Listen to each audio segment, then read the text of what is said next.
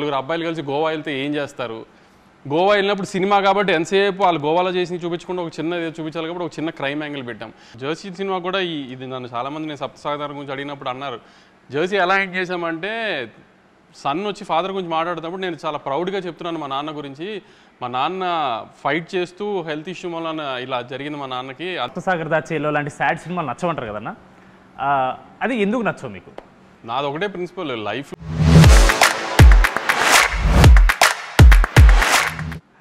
Hello hello live అయిందా?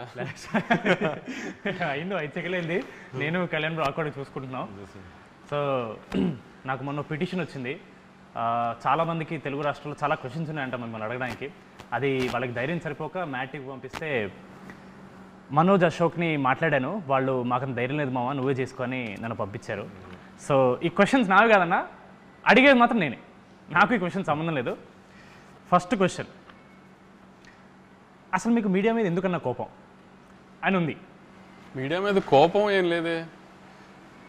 ఇప్పుడు అంటే మీడియాతో ఇప్పుడు నా Q&A సెషన్స్ కానీ నా ఇంటరాక్షన్స్ అన్నీ ఫన్ టోన్లోనే అవుతాయి. ఇప్పుడు వాళ్ళు ఏదన్నా ఎటకారంగా అడిగితే నేను వాళ్ళు ఎటకారంగా చెప్తాను, అంతే తప్పితే మనకేముంటుంది మీడియాతో విరోధం. ఈ ఆన్సర్ అలాగే ఉంచుతాను. మీకేమనిపిస్తుంది, వంశీలకి మీడియా అంటే కోపం వద్దా లేదా? లేదనిపిస్తుంది. అంటే కొంచెం వాళ్ళతో ఆడుకోవడం ఇష్టం లేదు అని చెప్పకపోతే నెక్స్ట్ వీక్ సితారో సినిమా లేదు, అదే కదా?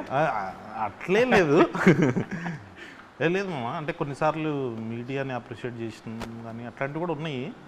బట్ కానీ ఎక్కువ తిట్టినట్టే ఉంటుంది అన్న. తిట్టినట్టే ఉంటుంది అంటే ఇప్పుడు వాళ్ళు అడిగిన క్వశ్చన్ కదా మనం ఆన్సర్ సమాధానం చెప్తాం. ఇప్పుడు వాళ్ళు ప్రేమగా క్వశ్చన్ అడిగితే మనం ప్రేమగానే సమాధానం చెప్తాం. వాళ్ళు ఏదన్నా వెరైటీగా అడిగారు అనుకో, మనం అలా వెరైటీగా చెప్పకపోతే అనవసరంగా మనం వాళ్ళకి దొరికినట్టు అవుతుంది. ఇది నా క్వశ్చన్ కూడా అన్న, చాలా పర్సనల్ ఇంట్రెస్ట్ ఉంది. మొన్న బోనీ బాబాయ్తో ఏదో ఇన్సిడెంట్ ఒకటి జరిగింది. ఒక ఇంటర్వ్యూలో మీరు ఆయన్ని ఇలా డిస్రెస్పెక్ట్ఫుల్గా మాడారని ఇలా చాలామంది చెప్తున్నారు. అసలు అక్కడ ఏం జరిగింది? అసలు అది ఏం జరిగిందని పక్కన పెట్టు, జాన్వీ కపూర్ లాంటి కూతుర్ని కానీ ఆయనతో ఎవడన్నా గొడవ పెట్టుకుంటాడా? అసలు ఎవడన్నా గొడవ పెట్టుకుని కానీ ఆయన ఏమన్నా అంటాం కానీ జరుగుతుందా? అది కూడా ఆలోచించకుండా, ఆ కామన్ సెన్స్ లేకుండా మీడియాలో అందరూ నేను బోనీ కపూర్ గారిని డిస్రెస్పెక్ట్ చేశాను అంటున్నారు. అసలు కామన్ సెన్స్ మిగతా ఇష్యూ అంతా పక్కన పెట్టు, జాన్వీ కపూర్ లాంటి అమ్మాయిని ఫాదర్ ఆయన ఎవడన్నా డిస్రెస్పెక్ట్ చేస్తాడో చెప్పు. ఇంకా అర్థమైంది నీకు ఆన్సర్, ఇంకా దానికంటే ఏముంటుంది?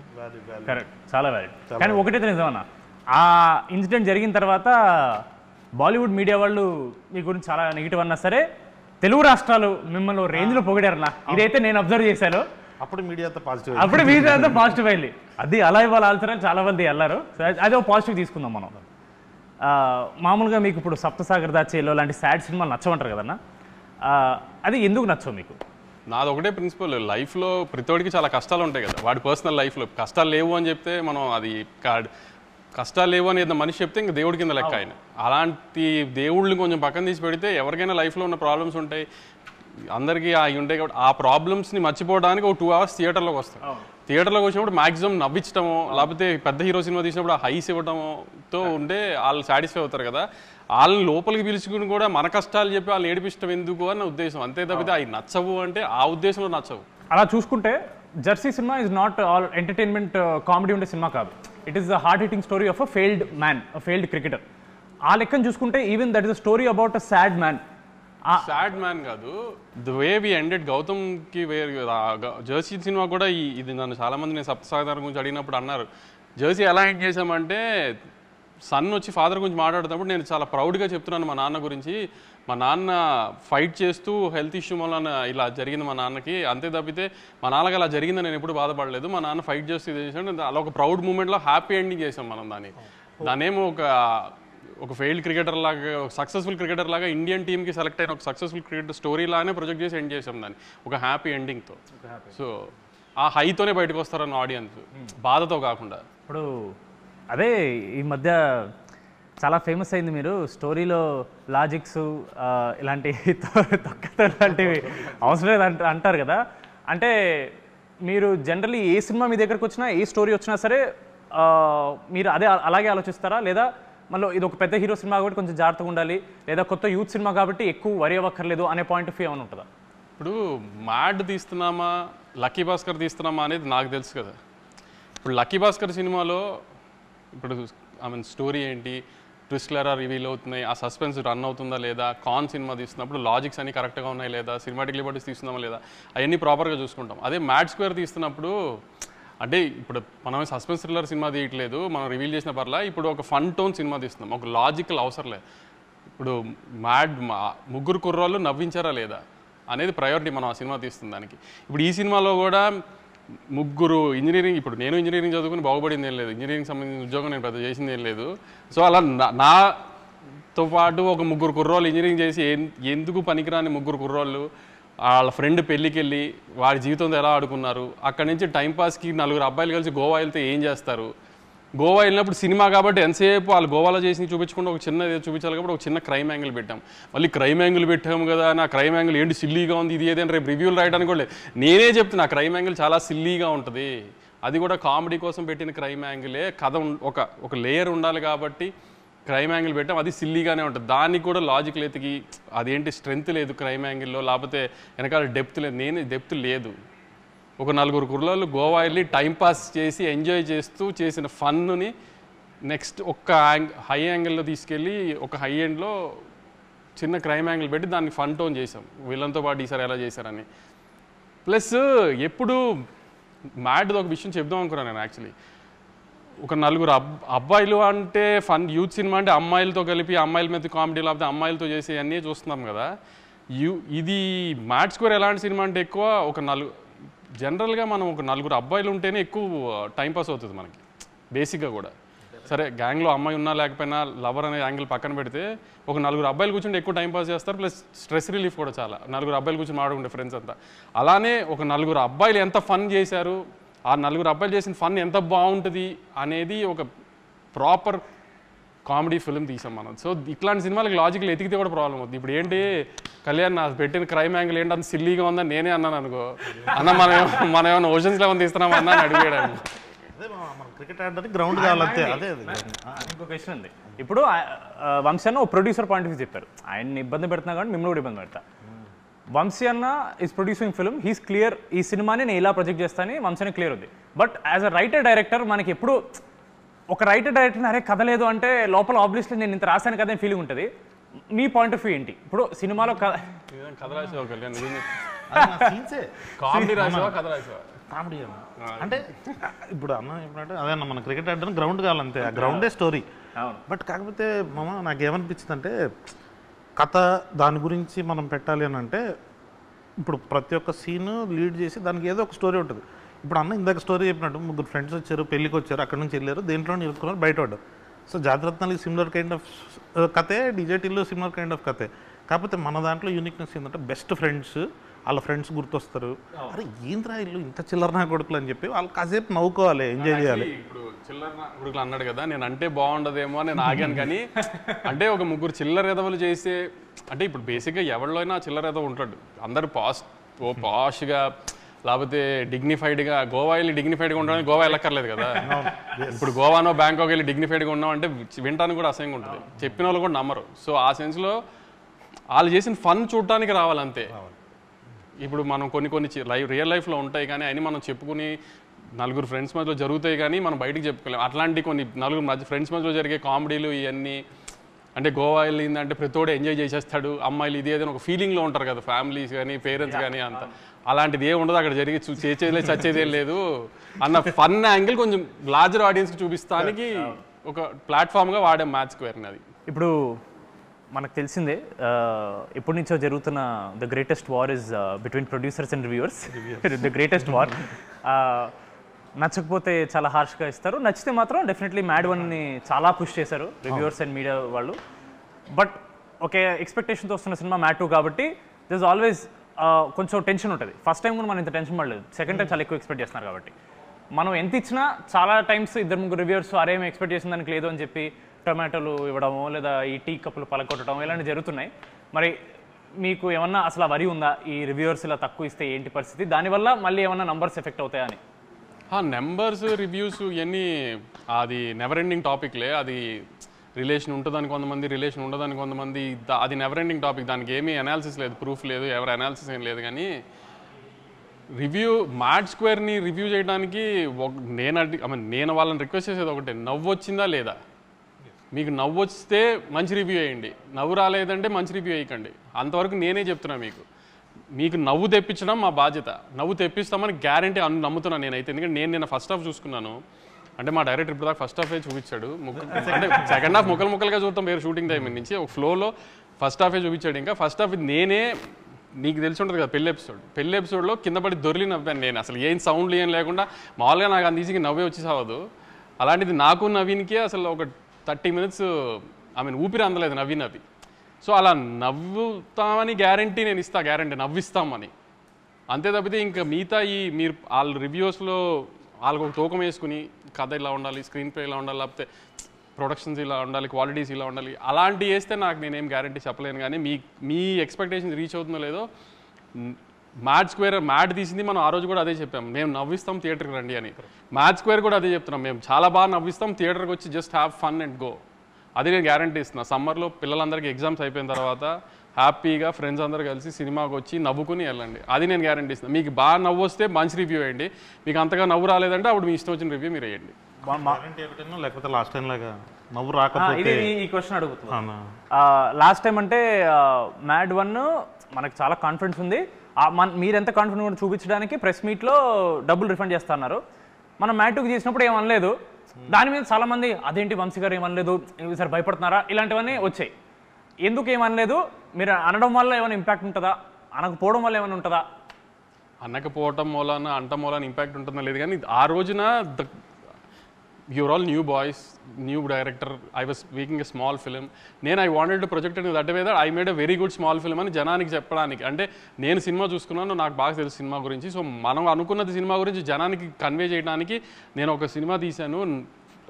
నవ్వు వచ్చే సినిమా, మీకు గ్యారంటీగా నవ్వు వస్తుంది, దయచేసి సినిమా చూడండి, మీకు నవ్వు రాకపోతే నేను డబ్బులు వెనక్కి ఇస్తానని చెప్పా.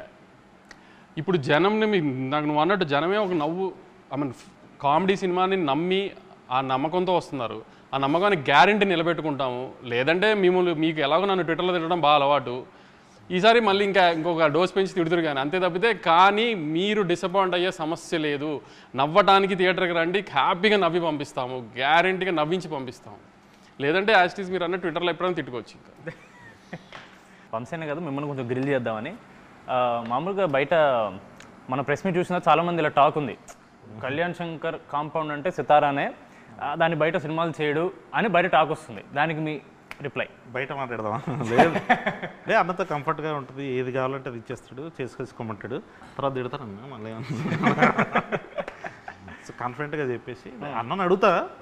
అంటే అన్నను అడిగినా చిన్నబాబు సార్ ఉంటారు కదా అక్కడ, పెద్ద బాస్, బిగ్ బాస్ ఉంటారు, ఆయన డిసైడ్ చేస్తారు నెక్స్ట్ ఏం చేయాలి ఏంటని. కంఫర్టబుల్గా ఉంది మామ, అంటే ఏం కావాలంటే అది చేయొచ్చు అన్నప్పుడు. సితారా అంటే ఎక్కువ మీ పేరు పడుతుంది, but even Chinnababu garu is one of the backbones for Sithara, just like for Haarika Hassine. ఒక స్టోరీ వచ్చి ఒకవేళ అది మీకు నచ్చి సార్కి నచ్చకపోయినా, సార్కి నచ్చి మీకు నచ్చకపోయినా, ఆ ఫైనల్ డెసిషన్ అనేది ఎవరు తీసుకుంటారు, లేదా మీరిద్దరు ఎలా డిస్కస్ చేసుకుంటారు? ఒక స్టోరీని వచ్చినప్పుడు మీరు కాల్ చేసి ఇలా బాబాయ్ ఇలా స్టోరీ వచ్చింది బాగుంది అని అలా డిస్కషన్ ఏం జరుగుతుంటుందా? అంటే ఎప్పుడంతే, ఇప్పుడు కళ్యాణ్ ఫస్ట్ వచ్చి కలిసినప్పుడు వేరే కథ చెప్పాడు, సినిమా కథ, అది తీద్దాం అనుకున్నాం, అది కొంచెం డిలే అయిందని.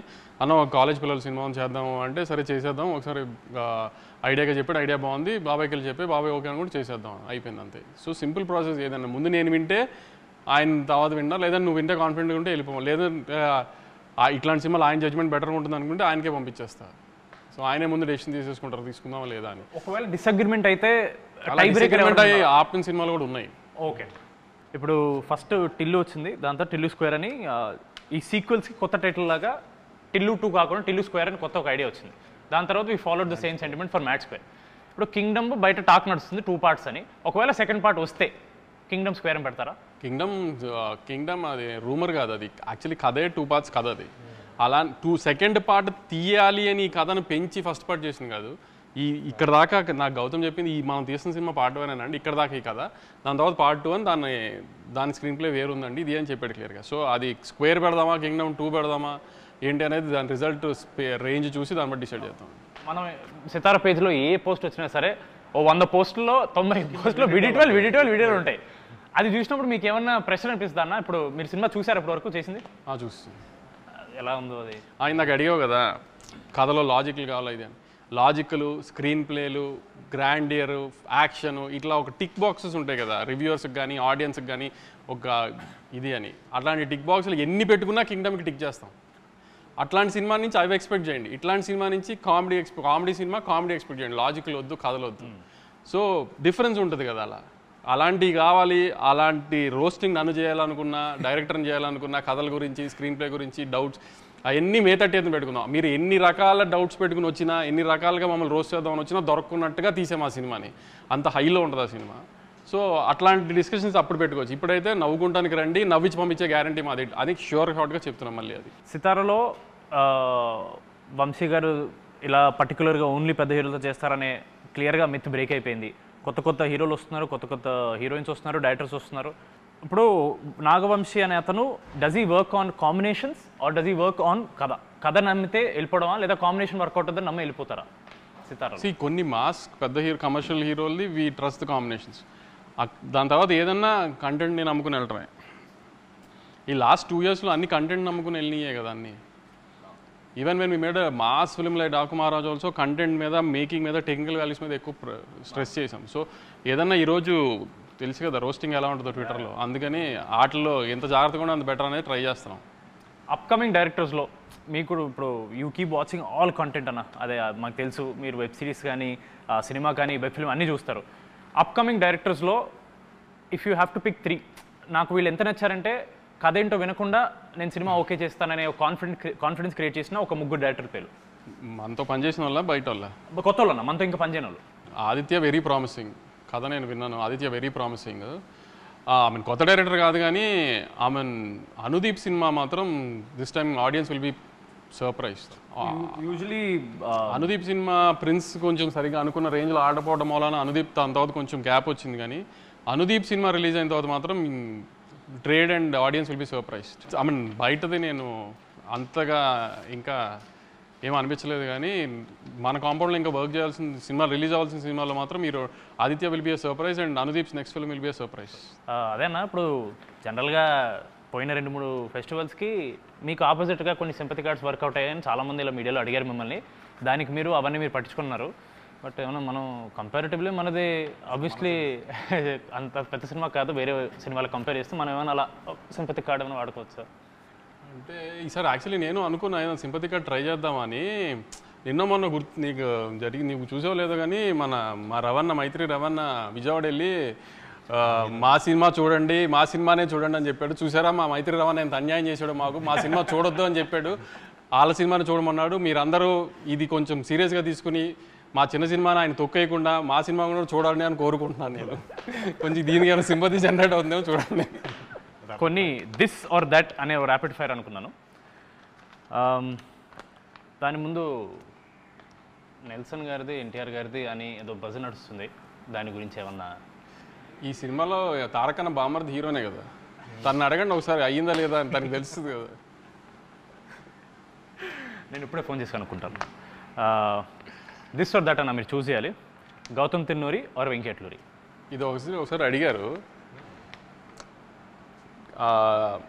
వెంకీతో ప్రొఫెషనల్ రిలేషన్షిప్ కన్నా పర్సనల్ రిలేషన్షిప్ చాలా ఎక్కువ. సరే సినిమాలు జరుగుతూ ఉంటే అది ప్రొఫెషనల్గా ఆ రిలేషన్ వేరు. గౌతమ్ ఏంటంటే అంత పర్సనల్ లైఫ్లోకి తను అంత ఉండదు. తను అంత ఈజీగా ఎవరిని అలా తన లైఫ్ తను చాలా క్లోజ్డ్ డోర్స్లో ఉంటాడు. సో ఆ ప్రొఫెషనల్ రిలేషన్ చాలా ఎక్కువ. అంటే గౌతమ్ ఎలాంటి అంటే అసలు ఇక ప్రపంచం తలగిందులైనా మనం ఏదైనా చెప్తే విండు. అలాంటిది ఎంతో కొంచెం మేమేదైనా అడిగితే వింటాడు. అంతవరకు గౌతమ్ రెస్పెక్ట్ ఇస్తాడు. ఇప్పుడు సితారా 50th ప్రొడక్షన్ చేస్తుంది. 50th అనుకోవాలి చేస్తుంది అనుకోండి. You have to choose only one hero, NTR గారా పవన్ కళ్యాణ్ గారా? ఇంకా కళ్యాణ్ గారు నెక్స్ట్ పెద్ద పెద్ద పొజిషన్స్కి పాలిటిక్స్లో వెళ్ళాలని కోరుకోవాలి కానీ మనం ఆయనతో సినిమా చేయాలని కోరుకోకూడదు. ఆయన మనకి రాష్ట్రానికి ఏం చేస్తారు, నెక్స్ట్ దేశానికి ఏం చేస్తారని కోరుకోవాలి మనం. ఆయన ఆ పొజిషన్కి వెళ్ళిపోయారు కాబట్టి 50th సినిమా అంటూ సితారాలో మనం యాజ్ ఎర్లీ యాజ్ పాసిబుల్ జరిగితే అది ఎప్పుడైనా తారకన్నే అని కోరుకుంటాను. చాలా చాకచక్యంగా కవర్స్ మించి ఒక డ్రైవ్ కొట్టిన నాగవంశీ గారు చాలా బాగా ఎస్కేప్ అయ్యారు ఆన్సర్, సేఫ్ ఆన్సర్ చెప్పి. Tillu square or mad square? Tillu square or mad square? అసలు యాక్చువల్లీ ఈ రెండిట్లో ఏదైనా సెలెక్ట్ చేయడం కంటే నిన్న నేను కళ్యాణ్ కూర్చొని డిస్కషన్ చేస్తున్నాము, మీ ముగ్గురిని సిద్ధుని ఒక సినిమాలోకి ఎలా తీసుకురావాలని. అది టిల్లు క్యూబ్ చేద్దామా, మ్యాట్ 3 చేద్దామా ఏంటి అనేది డిస్కషన్లో ఉంది. అది సో ఈ రెండు కాదు, వస్తే అది అది Siddhu Jonnalagadda or Naveen Polishetty. Siddhu why not Naveen Polishetty? Siddhu is our boy, Naveen is our hero. There is a lot of difference. Mad బాయ్స్లో మీ ఫేవరెట్? మ్యాడ్ బాయ్స్లో నా ఫేవరెట్ కళ్యాణ్. అయ్యో మళ్ళీ చాకచక్యంగా కవర్స్ ఇచ్చి ట్రై. ముగ్గురులో MAD మనోజ్, అశోక్, దామోదర్, నితిన్, రామ్, సంగీత్. ఈ ముగ్గురులో మీ ఫేవరెట్? రామ్ నితిన్. కనీసం అన్నీ పిక్ చేశారు ఇప్పుడు కదా, అది నీ చాయిసే కదా. సంగీత్ నేను నితిన్ బ్రో మీరు అడిగి హారిక గారు చెప్పారు నాకు. తర్వాత వంశాన్ని మాట్లాడి అవును కలుద్దాం అని చెప్పేసి అంటే నితిన్ మామ చేస్తాడని అనుకో. ఇప్పుడు నేను నారాయణ నితిన్ అంటే తారకన్న కోసం అన్నాను అంటారు. నేనున్నాను కూడా ఇక్కడ ముందున్నాను అంటారు. అలా వైకుంఠపురం ఆర్ అరవింద్ సమేత? అలా వైకుంఠపురం అరవింద్ సమేత అంటే నా కూతురా మా అమ్మ అని అడిగినట్టు ఉంది నాకు. అలాంటి వాటికి ఆన్సర్స్ ఏం లేవు. ఇది పర్లేదు, మీరు ఆన్సర్ చెప్పొచ్చు. పుష్ప 2 ఆర్ బాహుబలి 2? ఇది కూడా టఫ్ క్వశ్చన్. టఫ్ క్వశ్చన్ అంటే ఏం లేదు, అలానేం లేదు. పుష్ప 2 వి రూటెడ్ ఫర్ పుష్ప 2 ఎక్కువ, ఎందుకంటే ఇండియాలో కైండ్ ఆఫ్ ఇది అది అని. బాహుబలి టైంకి మనకింత సోషల్ మీడియా ఇది లేదు, సో మనం దాని ఎఫెక్ట్ తర్వాత రాజమౌళి గారు వేసిన ప్లాట్ఫామ్ అంతా తర్వాత అందరం ఎంజాయ్ చేస్తున్నాం, కానీ అప్పుడు అంత ఇది లేదు. కానీ we rooted for Pushpa 2 lot. Pushpa 2 హిందీలో బాగా చేయాలి, సో ఐ మీన్ వాళ్ళ పెద్ద హీరోలు చేసిన రికార్డ్స్ అని బ్రేక్ చేయాలని we all rooted for it. కాబట్టి ఎంతో కొంత కొంచెం పుష్ప మీద ప్రేమ ఎక్కువ. ఇంటర్వ్యూ ముగించే ముందు ఇప్పుడు అడిగినవన్నీ బయట వాళ్ళ క్వశ్చన్స్. ఇప్పుడు చాలా మందికి నాగవంశీ గారు పర్సనల్ గురించి ఎక్కువ తెలియదు. మన పాడ్కాస్ట్ చేసినా సరే చాలా వరకు అక్కడ కూడా మంచి వాల్స్ కట్టేసి మీకు కన్వీనియంట్ ఆన్సర్స్ కొన్ని ఇచ్చారు. ఇప్పుడు మ్యాడ్ అనేది complete youth film. First part మొత్తం కాలేజ్, చిచోరి పనులు, అమ్మాయిలు. మీ లైఫ్లో, మీ కాలేజ్ లైఫ్లో ఒక లవ్ స్టోరీ, చిచోరి పనులు ఏమన్నా ఉన్నాయా? చిచోరి పనులు అంటే ఏం లేదు, చెప్పాను కదా, పెద్ద చదివింది ఏం లేదు. కాలేజ్లో కూడా ఆ 60% 65% రావడానికి టైం పట్టింది చాలా. ప్లస్ గొడవలు అంటే ఎప్పుడు ఫస్ట్ నా పేరే ఉండేది. ఐ మీన్ అవుట్ స్పోకెన్ అని ప్రిన్సిపల్ దగ్గరికి వెళ్ళాలన్నా ఏదైనా పర్మిషన్లకి అన్నిటికీ నన్నే వాడేవారు. ఇంకా ఇంజనీరింగ్ కాలేజీలో అంటే అమ్మాయిలు ఇవన్నీ ఉంటుంది కదా, జూనియర్లు అమ్మాయిలు బాగుంటారని ఇది అని అదని ఇవన్నీ జరుగుతూనే ఉండేవి. లవ్ స్టోరీలు అంటూ పెద్ద. నాని అన్న మీరు ఒకే కాలేజ్, స్కూల్ ఒకటే స్కూల్ చదివారు. మీ ఇద్దరు ఎప్పుడన్నా చిల్లారన్నా స్కూల్ ఏజ్? లేదు లేదు అసలు. మీకు ఆయనతో ఏం మెమరీ లేదు స్కూల్లో? పెద్ద లేదు మెమరీ. మీకు తెలుసా నాని? సేమ్ సెక్షనే ఇద్దరము, అంటే పెద్ద మెమరీస్ ఏముంటాయి స్కూల్లో చదువుకునేప్పుడు. సో మ్యాడ్కి థియేటర్కి వచ్చినప్పుడు ఏం ఎక్స్పెక్ట్ చేయాలి అని ఒక final words? We promise we deliver, అంతే. అన్నది ఏమంటే మేము కామెడీని ఇస్తామని ప్రామిస్ చేస్తున్నాం. కామెడీ రాకపోతే అప్పుడు మాట్లాడదాం కంపల్సరీ. కామెడీ రాకపోతే మాట్లాడేది లేదు, కామెడీ వస్తుంది డెఫినెట్గా. కామెడీ వస్తుంది, ఆ కామెడీని నవ్వడానికి మాత్రమే రండి. మళ్ళీ అదే చెప్తున్నాను. చిన్న క్రైమ్ యాంగిల్ ఉంటుంది సినిమాలో, ఏంటి క్రైమ్ యాంగిల్ ఇంత సిల్లీగా ఉందని నేనే చెప్తున్నా. క్రైమ్ యాంగిల్ సిల్లీగానే ఉంటుంది, అది సిల్లీగా ఉండి మీరు నవ్వుకోవాలని అలా పెట్టాము. దానికి లాజికల్గా సీరియస్ టోన్లో పెట్టలేదు. ఇప్పుడు మనం ఏమీ అది రక్త చరిత్ర లాంటి తీయట్లేదు క్రైమ్ యాంగిల్ సీరియస్గా పెట్టడానికి. సో మనం సిల్లీగా ఉండాలనే సిల్లీ క్రైమ్ యాంగిలే పెట్టాము. అది సిల్లీగా ఉంటుంది అని, అంత సిల్లీగా ఉంది అంటారని కూడా నవ్వుకుంటారు కూడా. ఎందుకంటే మధ్యలో ఇండియానికి ఎవరు కనుక్కున్నారు, అమెరికాని ఎవరు కనుక్కున్నారు అని కూడా చెప్పాడు మొత్తానికి. సో అలాంటి చిన్న సిల్లీవి కూడా ఉన్నాయి, అవన్నీ చూసి నవ్వుకోండి అంతే. లాజిక్లు ఎతకండి, మీరు నవ్వించే గ్యారంటీ మాది. దయచేసి థియేటర్స్కి వచ్చి నవ్వుకోండి సమ్మర్లో. జనాలు నవ్వుకుంటారు డెఫినెట్లీ. రివ్యూస్లో ఎవరో ఒకరికి మన సినిమా నచ్చదు, వాళ్ళు ఏదో ట్వీట్ మన సినిమా బాగాలేదని ఏదో పెడతారు. సినిమా రిలీజ్ అయ్యి సక్సెస్ మీట్ తర్వాత మళ్ళీ ఒక ఇంటర్వ్యూ పెట్టుకుని వాళ్ళ ట్వీట్స్ని మనం రివ్యూ చేద్దాం, మనం డైసెక్ట్ చేద్దాం. అప్పటి వరకు March 28th mad square only in theatres. మీరు ఒకసారి చెప్పండి. March 28th mad square. ఇప్పుడు దాకా నేను అదేగా చెప్పాను. ఏంటి చెప్పండి అన్న ఒకసారి. March 28th మ్యాడ్ స్క్వేర్ తప్పకుండా థియేటర్లో చూడండి. మా మైత్రి రవి గారు చెప్పినట్టు ఓన్లీ రాబిన్ హుడ్ చూడకుండా మా సినిమా కూడా చూసి మా మీద చిన్న పిల్లలతో ఏదో సినిమా తీసాం, మా మీద జాలి చూపిస్తారని కోరుకుంటున్నాను. Thank you.